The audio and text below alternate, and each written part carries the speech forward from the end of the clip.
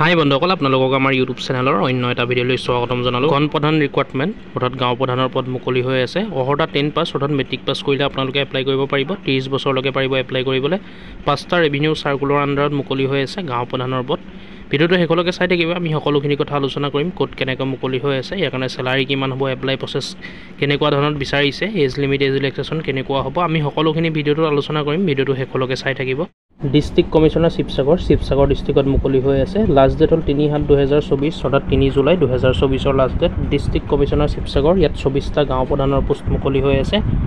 Various revenue চাৰ্কুলছ 5টা revenue চাৰ্কুলৰ আণ্ডাৰত মুকলি হৈ আছে শিৱসাগৰ ডিষ্ট্ৰিক্টত।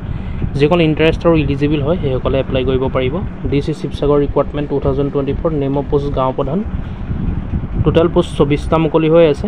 নেম অফ ৰেভিনিউ চাৰ্কুল কোনকেইটা ৰেভিনিউ চাৰ্কুলৰ আণ্ডাৰত মুকলি হৈ আছে চাই লওক। আমগুৰি, শিৱসাগৰ, ডিমৌ, সোণাৰী আৰু নাজিৰা এই 5টা ৰেভিনিউ চাৰ্কুলৰ আণ্ডাৰত মুকলি হৈ আছে। Related article Sivasagar judiciary recruitment. Eligibility criteria of DC Sivasagar recruitment. Age limit বিচৰা হৈছে ইয়াৰ কাৰণে 30 বছৰৰ ভিতৰত হ'ব লাগিব। 30 বছৰতকৈ বেছি হ'লে এপ্লাই কৰিব নোৱাৰিব। নেশ্যনেলিটি ইণ্ডিয়ান বিচৰা হৈছে আৰু লগতে পাৰ্মানেণ্ট ৰেচিডেণ্ট হ'ব লাগিব। সেইখন গাঁৱৰ আণ্ডাৰৰ স্থায়ী বাসিন্দা হ'ব লাগিব যিখনত মুকলি হৈ আছে।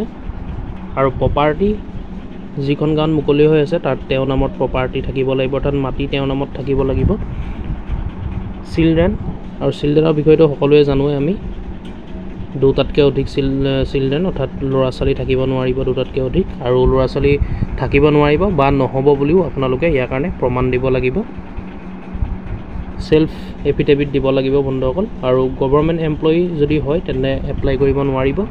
আৰু যদি পলিটিকেল পাৰ্টিত জইন হৈ আছে বা পলিটিকেল পাৰ্টিৰ মেম্বাৰ হয় আপোনালোকে এপ্লাই কৰিব নোৱাৰিব। ইয়াৰ কাৰণে এডুকেশ্যনেল কোৱালিফিকেশ্যন বিচৰা হৈছে 10 ষ্টেণ্ডাৰ্ড অৰ্থাৎ মেট্ৰিক পাছ কৰিলে ইয়াৰ কাৰণে এপ্লাই কৰিব পাৰিব। ৰিকগনাইজ ইনষ্টিটিউট বা ৰিকগনাইজ বৰ্ডৰ পৰা পাছ কৰা হ'ব লাগিব। How to apply for DC Sivasagar recruitment. Apply কেনেকৈ কৰিব চাই লওক। Candidates fulfil the above mention eligibility criteria may submit their application in the standard form of application within stipulated date. Candidates have to submit their filled application in the office of the district commissioner Shivsagar. Candidates need to submit the photocopies of the following testimonials. আপোনালোকে দেখিছে ইয়াৰ কাৰণে standard form fill up কৰিব লাগিব বন্ধুসকল। Offline মাধ্যমেৰে apply কৰিব পাৰিব আপোনালোকে। আৰু office of the district commissioner Sivasagar এইটো এড্ৰেছতে আপোনালোকে ফৰ্মখন জমা দিবগৈ লাগিব।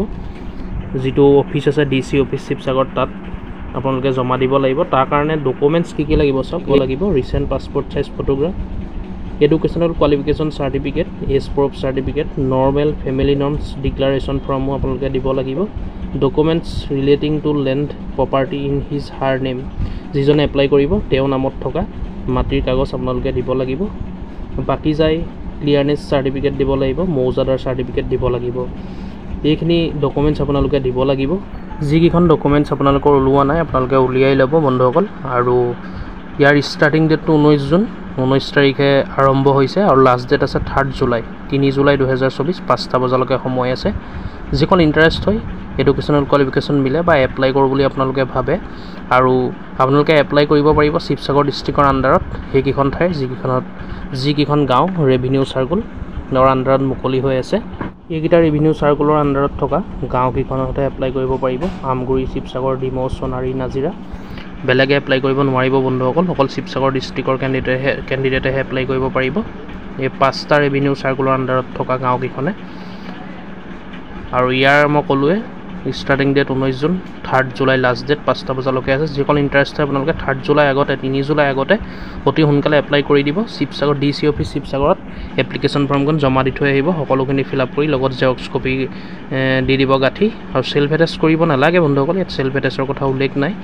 চেল্ফ এটেষ্ট নকৰিলেও হ'ব। আপোনালোকে ডকুমেণ্টছখিনি ধুনীয়াকৈ এপ্লিকেশ্যন ফৰ্মখন ফিল আপ কৰি শুদ্ধকৈ ডকুমেণ্টছখিনি গাঁঠি পেলাই শিৱসাগৰ ডিষ্ট্ৰিক্টৰ DC অফিচত আপোনালোকে জমা দি থৈ আহিব। আৰু ইয়াৰ এপ্লিকেশ্যন ফৰ্ম অৰ্থাৎ ষ্টেণ্ডাৰ্ড ফৰ্ম ডাউনলোড কৰাৰ লিংক ভিডিঅ' ডিছক্ৰিপশ্যনত উপলব্ধ থাকিব। আপোনালোকে ভিডিঅ' ডিছক্ৰিপশ্যন ভিজিট কৰিব। আৰু এডভাৰটাইজমেণ্ট ডিটেইলছ অফিচিয়েল ৱেবছাইট সকলোখিনি লিংক ভিডিঅ' ডিছক্ৰিপশ্যনত উপলব্ধ থাকিব। আপোনালোকে ডিছক্ৰিপশ্যন ভিজিট কৰি চাই ল'ব। গতিকে বন্ধুসকল ভিডিঅ'টো ইমানেই আছিলে। ভিডিঅ'টো শ্বেয়াৰ কৰিব যাতে সকলোৱে গম পায়। আৰু কিবা সুধিবলগীয়া থাকিলে নিশ্চয় কমেণ্ট কৰি জনাব। ভিডিঅ'টো চাই যদি ভাল পালে লাইক কৰিব আৰু এনেকুৱা ধৰণৰ আপডেটবোৰ দৈনন্দিন পাই থাকিবলৈ আমাৰ ইউটিউব চেনেলটো ছাবস্ক্ৰাইব কৰি ল'ব। ধন্যবাদ।